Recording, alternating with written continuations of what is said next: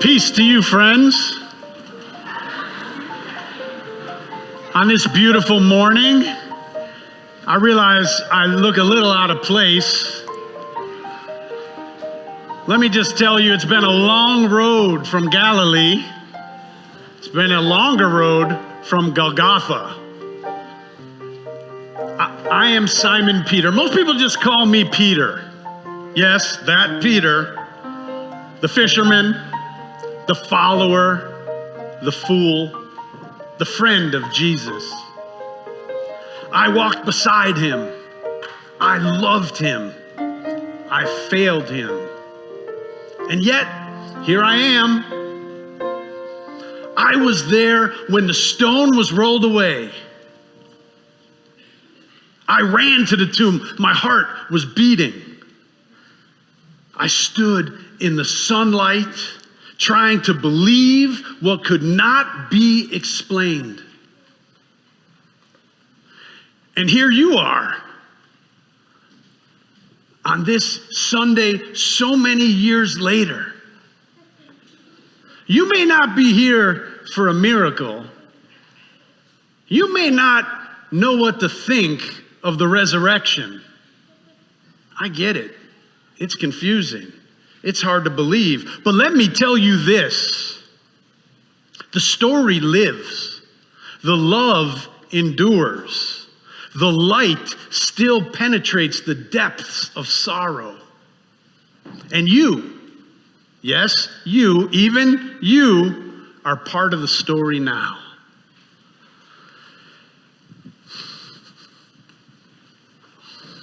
So if you'll let me, I would like to walk with you for a while to tell you what I saw way back then. But not to convince you, but to walk with you. From skepticism to wonder, from grief to new life, from silence into song.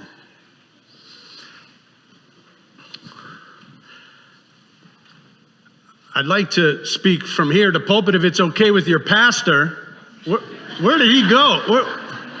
Where did he go anyway? Friends, I remember the day, the very day that the story fell apart. I'm telling you, we believed we were part of a rising movement, a great turning of the world and of history toward love of one another and towards greater fairness and freedom for all people. Jesus had been healing, he'd been feeding, he'd been speaking in parables, and he lit fires in our minds. People were waking up. The last were becoming first. The oppressed were finally gonna have their day.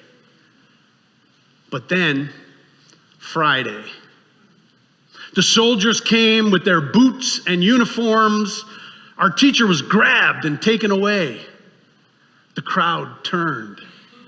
The sun went dark. And suddenly, the story that we thought we were in was gone. He was dead. And with it, so was the world that we had been moving toward. We disciples, we scattered like leaves in the wind, afraid that the same fate might come to us, hiding behind locked doors, listening for footsteps in the streets, bracing for a knock, and someone coming and dragging us away. If it could happen to him, it could happen to any of us. We had followed a man who had taught about peace and justice, and now the government was hunting us down. And I know, because I've been hearing that these feelings are not that different from how a lot of people are feeling right now where you are. I hear that right here in this land of freedom, families are being torn apart in the night.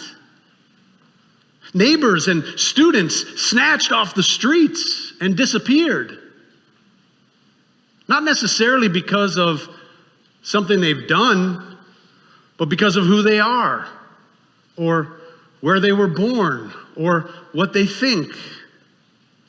I hear that many who love this country wake up with a weight on their chest every morning asking, is this really happening? Feeling a sudden sickening sense that the story you believed you were in is unraveling. The world you thought you were moving toward is being undone. Oh, do I know it? We all did back then. But let me tell you what happened next. The fear, it didn't go away overnight. The injustice continued. Our rulers didn't fall, but something else rose. It started with women, of course it did, saying they had seen him, saying the tomb was empty. And then it was a whisper between friends, a meal shared, a fire kindled, a stranger on the road who broke bread. And in that moment, our hearts burned with recognition. Resurrection was not thunder and lightning. It was quiet, personal, slow, but it spread. We began to live again. Not with certainty. No, not with certainty, but with courage and with determination. We started living again. We came out of the shadows. We came out and we chose to believe that love still has power, that justice and freedom are worth the risk, that even though those in authority struck down the shepherd, the sheep could rise. And maybe that is where you are now, standing in the ruins of what you thought would be, watching fear rising in the streets, wondering if the light will return. And I say, yes, but not by magic, not by waiting. It rises in you and in people coming together, breaking bread, continuing to believe in love and justice and freedom for all.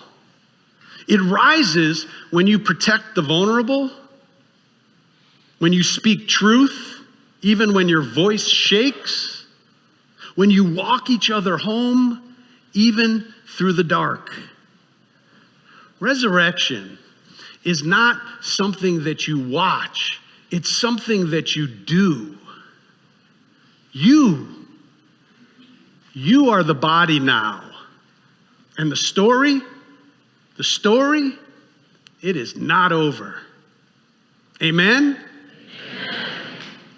I love you.